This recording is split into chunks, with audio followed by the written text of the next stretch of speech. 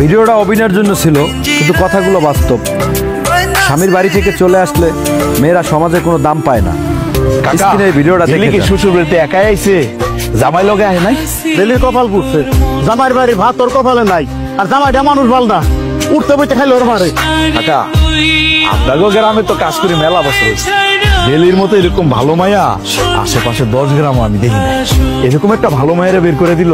সবই কপাল রে আলম, আমার এই বয়সে শ্বশুর বাড়ি থেকে মেয়ের ফেরত কি আছে? কপাল পুরা, যত জ্বালা যন্ত্রণা সবই আমার। বেলির তো কোনো দোষ নাই, কেন আপনি কপাল পোড়া বলতেছেন কাকা?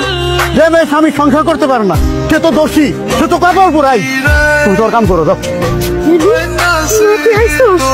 মা, আমি অনেক চেষ্টা করছি মা, কিন্তু আমি আর পারতেছি না। জামাই কি এমন করছে যে তুমি এবার পারছো না?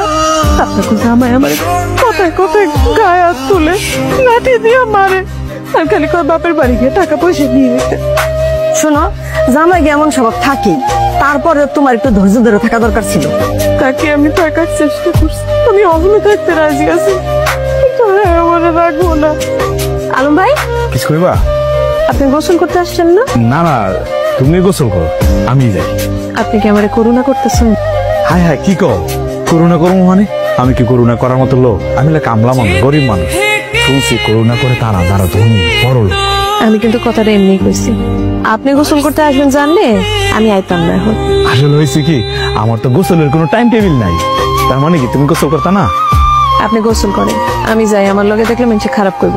কেন খারাপ কইব? কে? স্বামী সংসার ছাড়া মাইয়া আমার লগে দেখলে আপনারা অপবাদ দিন। এমন হইতে পারে যে বাড়িতে কাম করতেছেন ওখান থেকে বাইর করে দিন। বুঝলে রে, আমি এগুলো ডরাই না, আমি কামলা মানুষ, যে জায়গায় রাই সেই জায়গায় খাই। তুমি অনেক ভালো মানুষ, কিন্তু জামাইদারে ভালো পাইলাম না। যাগো কপাল পুরা, হ্যাঁ গো, স্বামীরা এমনই হয়। ভালো স্বামী তো কপালে জুটবো না, আর স্বামীর স্বভাব খারাপ এটা যদি আগে জানতাম তাহলে কি আর বিয়ে করতাম? তারপরও কাকা দেখে শুনে তোমার বিয়েটা দেওয়ার দরকার ছিল, তোমার জীবনটা খালি খালি নষ্ট হয়ে গেল। কিছু করার নেই, যাগো কপাল পুরা, তাগুলোকে এমনই হয়। আপনি গোসল করে নিয়ে যাই। রে, তোর কি হইছে? তুই এরকম বমি করতেছিস কেন? জানি না। জানি না মানে? সত্যি করে কত ঘটনা কি? হ্যাঁ, তোর কি আবার পেটে বাচ্চা বুঝছে না তো? কি লোক কথা কস না কেন? কইতাছি না, জানি না। কি মুশকিলে পড়লাম। হ্যাঁ, মাইয়া তো দেখা যায় মুখ খুলে কিছুই কইতাছে না। তোর পেটে তো মনে হয় সত্যি সত্যি বাচ্চা হইছে। বাচ্চাই যখন নিবি তাহলে আমার বাড়ির থেকে আয়া পড়লি কেন? হ্যাঁ, আরে ও বেলির বাপ, জলদি ঘরের থেকে বাইরে আসেন, ঘরের সর্বনাশ হয়ে গেল। কি হয়েছে? বিলেনে কি করে তোর আজকে? তোমার মাইয়া গোপনে বয়ে বয়ে এখানে বমি করতেছে। এই তোর মা যা করছিস তাকে সত্যি? এই সত্যি করে সত্যি, গোপন করিস না। তোর মা সত্যি কথা কইতেছে? তোর পেটে কি বাচ্চার বাচ্চা? সত্যি করে কও, সত্যি করে কইতেছি। তুই তাই হয়ে থাকে তাইলে কইলাম তোর জীবন শেষ। তুই তো সমাজে মুখ দেখাইতে পারবি না, তুই তো বিপদ থেকে নিয়ে আইলি। আর তুই মাই হবি, তোর আমার সাথে আসলি কেন? বাচ্চা সহ যদি আমাদের মেয়েরা ফেলতো, তুই ভালো আসছিল, আর তো জানতাম তুই একটা ভেজাল বাধাই নিয়েছিস। আবার তোমরা যেমন মনে করতেছো এমন কিছু না। শরীরটা একটু দুর্বল হয়ে গেছে, এলে বমি করতেছি।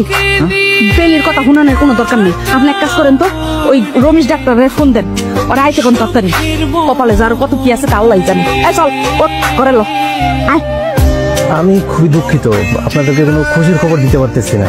আরে খুশি খবর আমরা জানতে চাই। কেন? আপনি মেয়ে বিয়ে দিচ্ছেন, নানা হবেন, এই খুশির খবর শুনতে চান না? দেখেন, জামাই মেয়েটার ফেরত দিছে, তারপর বাড়িতে এসে মেয়েটা বমি করতেছে। তুই তো আমাকে মাথায় আকাশ ভেঙে পড়ছে। আপনার মেয়ের শরীর অনেক দুর্বল, তাছাড়া প্রেশারও খুব কম, দুধ খাওয়ান বেশি করে, আর অনেক সময় শারীরিক দুর্বলতা থেকে বমি হয়। এটা দুশ্চিন্তার কোনো কারণ নাই, কিছুদিন রেস্টে থাকলে সব ঠিক হয়ে যাবে। কাকা, খুশি সংবাদ হইলেই তো ভালোই তো, বেলি একটা সন্তান পাইতো। দেখা হয়ে গেল না, সন্তান মন্তান হইলো, খেলার সাথী পাইতো, সময় কাটাইতো না। কামলার কথা শুনছো? দেখো কি জ্ঞান বুদ্ধি কিছু আছে? আগে বাপ হোক, তারপর বুঝবি আমি কোন বিপদের মধ্যে আছি। আমি এটার বিয়ে দেওয়া লাগবো না, তাকে সারা জীবন বাড়িতে রেখে দিবি। আহা, আপনারা কি শুরু করলেন বলেন তো? আমি আপনাদেরকে কিছু ওষুধ দিয়ে দিচ্ছি, এগুলো আজকে রাতেই খাওয়াই দিবেন। এত রাত করে আবার বাজারে কেনা যাইব? আলো, তুমি একটু কাজ করতে পারবা? বেলির লেগে একটু ওষুধ নিয়ে হোক তো বাজার থেকে। কি কাকি, আনতে পারবো না মানে? আসার সময় তো ডাক্তার সাহেব আমি নিয়ে এসেছি, রাস্তায় দেখা ডাক্তার সাহেব ভয় পাইতেছিল।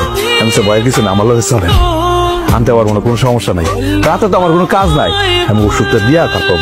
তুমি এত রাতে যাইবা আবার ফেরত আইবা, তোমার যদি কোনো ক্ষতি হয় সেই চিন্তা তোর করা লাগবো না।